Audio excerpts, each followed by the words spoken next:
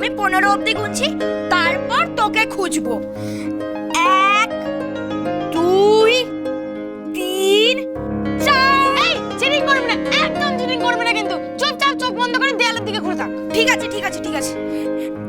1 2। Idea, এখান থেকে পালিয়ে ছাদে গিয়ে লুকোই, টমটম আর খুঁজেই পাবে না।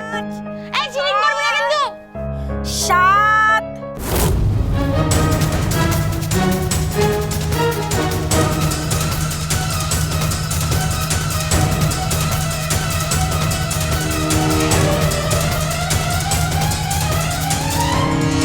আচ্ছা, আপনি কি এখনো আশাবাদী যে আপনার নিজেকে নির্দোষ প্রমাণ করা সম্ভব? আমি শুধু বলতে পারি আমি নির্দোষ। আপনার ভয় করছে না? মনে হচ্ছে না কেসটা হেরে যেতে পারে? না, আমার ভয় করছে না। ভয় তো সে পাবে, মুখ তো তাকে লুকাতে হবে যে আমার বিরুদ্ধে মিথ্যে অভিযোগ এনেছে। মিথ্যে কখনো জেতে না, জয় সবসময় সত্যেরই হয়, আর আমি সত্যিটাকে আঁকড়ে ধরে আছি। আজ আবার প্রমাণ হবে যে পেখম দত্ত আমার বিরুদ্ধে মিথ্যে অভিযোগ করেছে। কেসটা কি এমন ভাবেই সাজিয়েছেন যাতে পেখম দত্ত খাপ খুলতে না পারে? উত্তরটা দিন প্লিজ। চুপ থাকবেন না। No more question, please please please. Ron, তুমি নির্দোষ আমি জানি। এই কেসটা তুমিই জিতবে, আমি বলছি তোমাকে। বলছি যে পেখম পেখম কোর্টে আসবে না আজকে। আর মাত্র 15 মিনিট, তার মধ্যে আমাকে যা হোক করে পৌঁছাতেই হবে।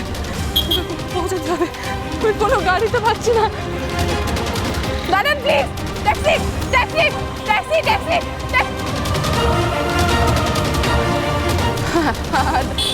ঠিক হবে না।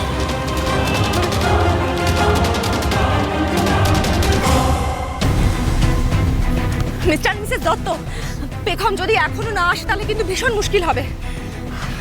ওকে ওকে ম্যাডাম, আমি তুমি একটা কাজ করো, তুমি এখানে থাকো, আমি মেয়েকে খুঁজে আসি।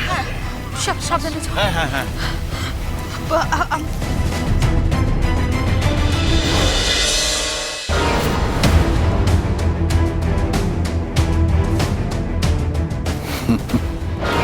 কোর্টে পেখম হাজিরা দিতে পারবেও না, আর কেসটা ওর বিরুদ্ধেই যাবে। শত চেষ্টা করলেও মেয়ের সম্মান তোমরা বাঁচাতে পারবে না। কি হলো? চলুন, নিয়ে এসো প্লিজ।